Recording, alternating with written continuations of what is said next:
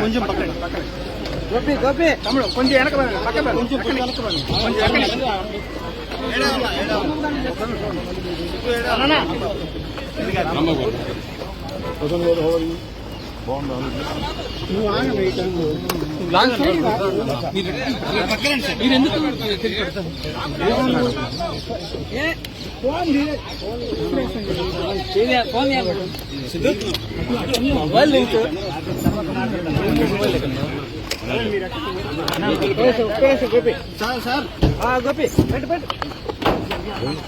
పోసాని కృష్ణమురళి గారు ఒక ప్రముఖ సినిమా నటులు, రచయిత, దర్శకుడు కూడా. 24 రోజుల నిర్బంధం తర్వాత ఈరోజు గుంటూరు సబ్ జైలు నుంచి రిలీజ్ కాబడ్డారు. వాస్తవానికి ఆయన కూడా మాతో ప్రెస్ మీట్లో పాల్గొనేవాడు, కానీ న్యాయస్థానాలు ఇచ్చినటువంటి కండిషన్స్లో ఆయన ప్రెస్తో మాట్లాడకూడదు అనే ఒక కండిషన్ ఉంది. కాబట్టి గౌరవమైన కోర్టుల యొక్క ఆదేశాలను అనుసరించి వారు వెళ్ళారు. మేము ఈ సందర్భంగా కొన్ని మాటలు మాట్లాడదామని మీ ముందుకు రావడం జరిగింది. న్యాయవాదులం మేమందరం కూడా 24 రోజులు నిర్బంధంలో ఉన్నారు. ఆయన మర్డర్ చేయలేదు, దొంగతనం చేయలేదు, దోపిడీ చేయలేదు. మీడియా ముందు మాట్లాడాడు. మీడియా ముందు మాట్లాడింది అసభ్యంగా మాట్లాడాడట అని కేసు పెట్టారు. ముందు పెట్టిన కేసు నంది అవార్డ్స్ మీద. నంది అవార్డ్స్ ఒకే కులానికి ఇచ్చారు, నాకు నంది అవార్డు అవసరం లేదు అన్నందుకు ఒక కేసు పెట్టారు. ఆ తర్వాత మరొక చోట మరో కేసు పెట్టారు. మొత్తం టోటల్గా నాకున్న సమాచారం మేరకు 18 కేసులు పెట్టారు. 2 ప్రెస్ మీట్లు పెడితే తెలుగుదేశం పార్టీ అధికారంలోకి వచ్చిన తర్వాత 18 కేసులు పెట్టారు. 24 రోజులు నిర్బంధం చేశారు. ఇంకో పార్సు వినాలి మీరు.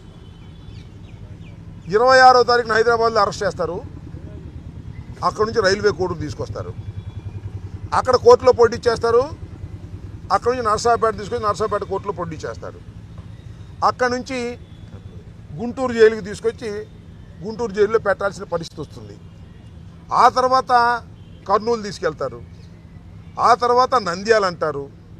నంద్యాల నుంచి విజయవాడ అంటారు. విజయవాడ నుంచి మళ్ళా కర్నూలు తీసుకెళ్తారు. మళ్ళా కర్నూలు నుంచి గుంటూరు తీసుకొస్తారు. ఇంతకన్నా శిక్ష ఏం కావాలి? ఆయన చేసిన నేరం ఏంటి?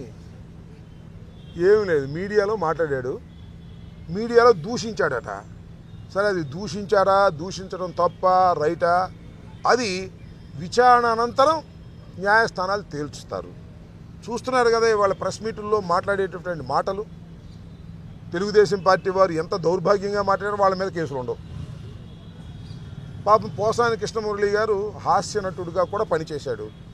కాస్త హాస్యం పండించేటటువంటి మాటలు, లేకపోతే తన కుటుంబాన్ని తిడితే మళ్ళీ ఎదురు కుటుంబాన్ని తిట్టే మాటలు మాట్లాడి ఉండవచ్చునేమో. ఆయన్ని ఇంకొక గొప్ప పార్స్ చేస్తారు మధ్యలో పోలీసు వారు. పైనుంచి ఆదేశాలు వస్తాయి. పోలీసు వారు నేను అనదలుచుకోలేదు కూడా, ఎందుకంటే లోయర్ లెవెల్లో ఉన్న సిఐలు, డిఎస్పీలు వాళ్ళదేముంది పాపం. ఎస్పీలు కూడా ఏమీ లేదు. డిఐజీ దగ్గర నుంచి ఐజీ దగ్గర నుంచి నడుస్తుంది. ఆ డిఐజీ ఐజీలతోనేమో మన రెడ్ బుక్ రైటరు ఆయన పేరేంటి లోకేష్ గారు టచ్లో ఉంటాడు. ఏమన్నా నాకు అర్థం కాదు. మళ్ళీ ఆయన పోలీస్ కస్టడీ అంట. ప్రెస్ మీట్లో అసభ్యంగా మాట్లాడాడనే నేరం మోపితే పోలీస్ కస్టడీకి అడుగుతారు. పోలీస్ కస్టడీలో 3 రోజులు 4 రోజులు ఇవ్వమంటారు. పోలీస్ కస్టడీలో నాకు కూడా కొద్దిగా లా తెలుసు, చదువుకున్నా. ఏంటంటే పెద్ద పెద్ద నేరాలు చేసినప్పుడు వాళ్ళు బరిసెలు గొడ్డళ్ళు రికవరీ కోసం పోలీస్ కస్టడీ అడిగి రికవరీ చేస్తుంటారు. మళ్ళీ పోలీస్ కస్టడీ అంటే మనిషిని ఏ విధంగా ఇబ్బంది పెట్టాలో, ఏ విధంగా భయపెట్టాలో అన్ని విధాలా భయపెట్టాలనేటువంటి తాపత్రయం పాపం. పోసాని కృష్ణమురళి గారిని తీసుకొస్తారు, ఆయన పెడతారు. నిన్న పార్సిన్నారా మీరు? వినుకొండలో ఈపూరు వైస్ ప్రెసిడెంట్ అంట, ఆయన తెల్లారగడ్డ ఎత్తుకుపోయారు. అరే అదేంటారు బాబు తెల్లారగడ్డ ఎత్తుకుపోయారు? పోలీసులని భార్య పిల్లలు గొడవ చేస్తే మేము ఇక్కడ మాకు మా మనోహర్ గారికి వాళ్ళకి ఇన్ఫామ్ చేస్తే హైకోర్టులో హెబియస్ కార్పస్ వేశారు. హెబియస్ కార్పస్ వేసి ప్లేడర్ వెళ్ళంగానే నోటీస్ ఇచ్చి పంపించారు, ఓ పిచ్చి కేసు పెట్టి. అసలు ఆయన చేసిన నేరం ఏంటో తెలుసా? వ్యంగ్యంగా మాట్లాడాడట, జోక్గా మాట్లాడాడట. ఆ వ్యంగ్యంగా జోక్గా ఏం మాట్లాడాడో తెలుసా? మీరు చూసే ఉంటారు. ఏం మాట అంటే సూపర్ 6 అన్నీ వస్తున్నాయి అంటే వచ్చేస్తున్నాయి, నిన్నే వచ్చేసినాయి, మొత్తం సూపర్ 6 అన్నీ వచ్చేసినాయి. ఏమయ్యా ధరలు ఎలా ఉన్నాయి? వద్దులే, ధరలు ఎలా ఉన్నాయంటే మిర్చి ధర బ్రహ్మాండంగా ఉందండి, చంద్రబాబు నాయుడు గారి దయ వల్ల 42,000 అమ్మానండి నేను క్వింటాల్ అన్నాడు. దేని 42,000 అమ్మటం ఏంటయ్యా? 11,000 కూడా ఊడుకుండా లేదండి, వీళ్ళకి అమ్ముకోవడం కుదిరిసాక చంద్రబాబు గారి పేరు చెబితే 42,000 కొనేశారండి అన్నాడు. అదేమంటే అన్నీ అమలు జరుగుతున్నాయండి అద్భుతంగా. అసలు ప్రీ బస్ ఎంత బ్రహ్మాండంగా ఉందండి. మామిడి రోజు ప్రీ బస్సులోనే వెళ్తుంది, మిరపకోతకి వెళ్తున్నారు అందరూ ప్రీ బస్సులోనే. అంటే మిరప తోటలకు వస్తున్నారంటే మిరప తోట కానీ రోడ్డు మీద దించి వెళ్ళిపోతున్నారంట, మళ్ళీ వచ్చినప్పుడు మీరు ప్రీ బస్ తీసుకొస్తున్నారంట. అంటే విమర్శ చేయితే ఎక్కడ అంటారోనని ఆయన ఏం చేశాడంటే వ్యంగ్యంగా విమర్శ చేశాడు. ఇంకో మాట అన్నాడన్నో, చంద్రబాబు నాయుడు గారు ఈ 5 సంవత్సరాలు కాదండి ఇంకా 40 సంవత్సరాలు ముఖ్యమంత్రిగా ఉంటాడు అన్నాడు. పాపం ఆయన అడిగాడు మీలాంటి విలేకరి, ఆయనకు ఇప్పటికే 75 అయ్యా, ఇంకా 45 దాకా ఎట్లా ఉంటాడంటే ఉంటాడండి. చంద్రబాబు నాయుడు గారు మాత్రం ఇంకా 150 సంవత్సరాల వరకు ఆయనకు డోకా లేదు అన్నాడు. డోకా లేదంటే నేను చెప్పింది కాదు, ఆయన తోడేలుడు చెప్పాడు. మనం చూశారుగా మీరు సన్మాన సభలోనో ఆ పుస్తకం ఓపెనింగ్లోనో. మా చంద్రబాబు నాయుడు గారు మామూలుడు కాదు, ఇప్పుడు అదేది ఆర్టిఫిషియల్ ఇంటెలిజెన్స్ వస్తుంది, కొత్త కొత్త సైంటిఫిక్ విధానాలు వస్తున్నాయి. చంద్రబాబు నాయుడు గారు ఇంకా కనీసం 4-5 సంవత్సరాలు ఆరోగ్యంగా ఉంటే 150 సంవత్సరాలకు బతకడం ఖాయం అని చెప్పాడు. అంటూ ఇంకో మాట అన్నాడు, అన్నాడంటే మళ్ళీ లోకేష్గా ఉన్న కోపం వచ్చిద్దేమోనని కూడా అన్నాడు. మరి అది వ్యంగ్యం కదా, దాని మీద కేసు పెట్టరా? పాపం అమాయకుడు వైస్ ప్రెసిడెంట్ ఆయన ఇది వ్యంగ్యంగా మాట్లాడని ఆయన మీద తెల్లారిబడి తీసుకెళ్లారండి. దానికి హెబియస్ కార్పస్ వేయాల్సి వచ్చింది మేము. మళ్ళీ ఎమ్మటే ఓ పిచ్చి కేసు ఒకటి పెట్టి 41 నోటీస్ ఇచ్చి తూచ్ అని మళ్ళీ పంపించారు. నేను మనవి చేస్తున్నా, ముఖ్యంగా పోలీసు వారికి మనవి చేస్తున్నా, ఈ రాష్ట్రంలో తెలుగుదేశం కూటమి అధికారంలోకి వచ్చి 9 మాసాలు అయిపోయింది. ప్రభుత్వ వ్యతిరేకత పెరుగుతుంది. మీరు చేసేటటువంటి దుర్మార్గమైన కార్యక్రమాల ద్వారా ప్రజలు విసుగు చెందుతున్నారు. నెంబర్ 1, ఇచ్చిన వాగ్దానాలు నిలబెట్టుకోలేరు. మీరు ఇచ్చిన వాగ్దానాలు నిలబెట్టుకోలేని అసమర్థ పరిపాలన అని ఎవడైనా అంటే వాడిని తీసుకెళ్ళి బొక్కలేస్తారు. ఎవరి ద్వారా వేస్తారు? ఎస్ఐ, సిఐ, డిఎస్పీలు. ఆ లెవెల్లో చెబుతున్నా అయిపోయింది తెలుగుదేశం పని. మళ్ళీ వచ్చేది మా ప్రభుత్వం గుర్తుపెట్టుకోమని మనం చేస్తున్నా. ఇప్పుడు ఎవరైతే డిఐజీలు, ఐజీలు చెబితే మీరు చేస్తారో వాళ్ళందరినీ గుర్తుపెట్టుకుంటాం. ప్రైవేట్ కంప్లైంట్స్ కూడా వేస్తాం. ఈ కేసులు రుజువు కాకపోతే, కేసు పెట్టారు కదా పోసాని గారి మీద 18 కేసులు, రుజువు కాకపోతే మళ్ళీ వారి మీద కూడా మేము కేసులు పెడతాం. ఎవరైతే డీఫాక్టో కంప్లైంట్ ఉంటాడో అతని మీద పెడతాం. ఎవరైతే పోలీసులు దానికి సహకరించారో వారి మీద కూడా కేసులు పెడతాం. నేను మనవి చేస్తున్నా, మా legal team is very strong. ముఖ్యంగా గుంటూరులో ఉన్న లీగల్ టీం, తాడేపల్లిలో ఉన్న లీగల్ టీం చాలా స్ట్రాంగ్గా ఉంది. ఎవరిని ఎప్పుడు అర్ధరాత్రి వచ్చి ఎత్తుకుపోయినా తక్షణమే ఫోన్ చేయండి, ఇమీడియట్గా లీగల్ టీం వచ్చేస్తుంది. పోలీసులు ఎంతమంది ఉన్నారో వాళ్ళకన్నా డబుల్ ఉన్నారయ్యా మా న్యాయవాదులు, గుర్తుపెట్టుకోమని మనం చేస్తున్నా. ఒక పోలీస్ స్టేషన్ ఉంటుంది ఊళ్ళో, కానీ ఆ ఊళ్ళో మా న్యాయవాదులు మాత్రం 100 మంది ఉంటారు, గుర్తుపెట్టుకోమని మనం చేస్తున్నా.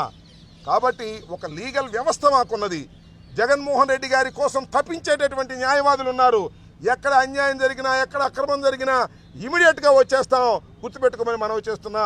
ఇవాళ పోసాని కృష్ణమురళి గారిని 26వ తారీఖున అరెస్ట్ చేస్తే ఆ రోజు నుంచి ఈ రోజు వరకు మా లీగల్ టీం వెంటబడుతూ వచ్చింది. 18 కేసులు పెడితే దానిలో 6 కేసుల్లో బెయిల్ తీసుకుంది. మిగతా కేసుల్లో నోటీస్ ఇచ్చి పంపవలసిందిగా హైకోర్టు దాకా వెళ్ళి చేశాం. ఎప్పుడో బెయిల్ రావాలి. నిజానికి వారం రోజుల క్రితమే రిలీజ్ అవుతాడు ఉంటే సిఐడి వాళ్ళు మళ్ళీ కేసు పెట్టారు. టక్కన ఒక కేసు పెట్టించు లోపలేసేయటం. ఇవాళ మాకు కూడా ఉత్కంఠత, అసలు వదులుతారో వదలరో, మళ్ళీ ఇంకొక పీటీ వారెంట్ తీసుకొస్తారేమో, లేకపోతే బయటకు వస్తే తక్కన ఎక్కించుకు వెళ్ళిపోతారేమో, ఇలాంటి దుర్మార్గమైనటువంటి రాజకీయాలు చేస్తారేమో, దుర్మార్గమైనటువంటి నిర్బంధాలు చేస్తారామోనని పొద్దున్న నుంచి ఎదురు చూస్తున్నాం. ఇదిగో పావు గంటకు వెళ్తాం, ఇదిగో అరగంటకు వెళ్తాం, చివరికి 4:30కో 5ంటికో వదిలేరు. సురక్షితంగా పాపం వెళ్ళిపోయాడు. లేకపోతే ఇవాళ కూడా ఎక్కడన్నా తీసుకెళ్ళిపోతారేమో ఈ పోలీసు వారు అనేటువంటి భావన, భయం కలిగింది. నేను ముఖ్యంగా మనవి చేస్తున్నా, పోలీసు వ్యవస్థ గుర్తుపెట్టుకోండి, మీరు ఇష్టం వచ్చినట్టుగా చట్ట వ్యతిరేకంగా ప్రవర్తిస్తే న్యాయస్థానాలకు సమాధానం చెప్పుకోవాలి. మీకు డిఐజీ చెప్పినా, ఐజీ చెప్పినా, లేకపోతే డీజీపీ చెప్పినా, మీ ఎస్పీ చెప్పినా వాళ్ళు చెప్పినట్టుగా మీరు కోర్టులో చెప్పలేరు.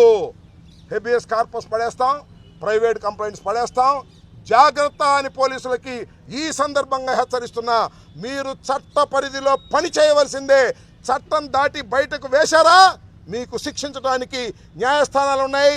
వాటిని అప్రోచ్ అయ్యేటటువంటి సాహసం మాకుంది, ధైర్యం మాకుంది, అలాంటి లీగల్ టీం మాకుందని కూడా ఈ సందర్భంగా పోలీసు వారిని హెచ్చరిస్తున్నానని కూడా ఈ సందర్భంగా మీకు మీ ద్వారా వారికి చెప్పదలుచుకున్నాను.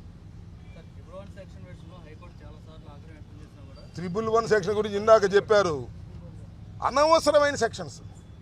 మీకు ఒక విషయం చెప్పనా, ప్రేమ్ కుమార్ మన వైఎస్ఆర్ కాంగ్రెస్ పార్టీకి చెందినటువంటి వ్యక్తి. ఈ మధ్యన పీపీపీ మోడల్లో చంద్రబాబు నాయుడు గారు ప్రైవేట్ రోడ్లకు కూడా కాంట్రాక్టులకు ఇచ్చేసి టోల్ గేట్ వసూలు చేయాలని ఒక పాలసీని తీసుకొచ్చారు. దాని మీద ఒక వీడియో చేశారు. ఏమని దాని ఉద్దేశం, మామూలు రోడ్డుల్లో కూడా టోల్ కట్టాల్సిందే. ఇటువరకు ఏం కట్టేవాళ్ళం, టోల్ మనం ఆ మంగళగిరి దగ్గర కట్టేవాళ్ళం. అట్టా కాదు, ఇవాళ సత్యనపల్లి వెళ్ళినా కూడా టోల్ కట్టాలి అనేటువంటి ఒక కొత్త థియరీని తీసుకొచ్చాడు చంద్రబాబు నాయుడు గారు. అది ఇంప్లిమెంట్ చేయబోతున్నాడు. దీని మీద వ్యంగ్యంగా ఏం చేశాడు, మా ప్రేమ్ కుమారు 4 కార్లు వేసుకొస్తే అందరూ మా వాళ్ళే కారు వేసుకొస్తే టోల్ కట్టాలి ఇక్కడ కట్టండి అని 10 రూపాయలు తీసుకున్నాడు. కట్టాడు. తీసుకుని ఈ రకంగా ఉంటుందని ఒక చిన్న డ్రామా, ఒక ఎపిసోడ్ చేసి వాట్సాప్లో పెట్టాడు. టోల్ గేట్ 10 రూపాయలు కట్టాలని మా వాడి దగ్గర మేము తీసుకున్నందుకు ఎక్స్ట్రాషన్ అంట, దోపిడీ అంట. దోపిడీ అని కేసు పెట్టారు. దుంపదేగా నాకు అర్థం కాలా, ఏమిటిది నాకు అర్థం కాలా. డొక్క చింపేస్తాం అనగా డొక్క చింపేసినట్టు కేసు పెట్టేస్తారా? కొట్టేస్తాం అని కేసు పెట్టేస్తారా? అర్థం ఉండాలి కదా, నాకు అర్థం కాలా. పిచ్చా మీకేమన్నా? ఆ రెడ్ బుక్ ఆయనకేమో రాధికార పిచ్చి, మీకేం పిచ్చి పోలీసులకు అంటున్నా. ఎక్స్ట్రాషన్ ఏంటే దాని మీద, కేసు మీద 10 రూపాయలు తీసుకుంటే ఎక్స్ట్రాషన్ అని పెట్టారు. ఇప్పుడు 111 అంటే ఒక ఆర్గనైజ్డ్ క్రైమ్ చేసేటటువంటి పెద్ద దుండగులకు పెట్టేటటువంటి 111 కేసుని అమాయకుడైన పోసాని కృష్ణమురళి మీద, లేకపోతే మా సోషల్ మీడియా వారి మీద ఏంటి 111 అంటే సీరియస్ సెక్షన్. బెయిల్ రాదు. బెయిల్ రాకుండా ఉండటం కోసం. మీకు తెలియదు కానీ డెడ్ బాడీలు దొరకట్లేదు, లేకపోతే మర్డర్లు పెట్టేవాళ్ళు, మర్డర్ కేసులు.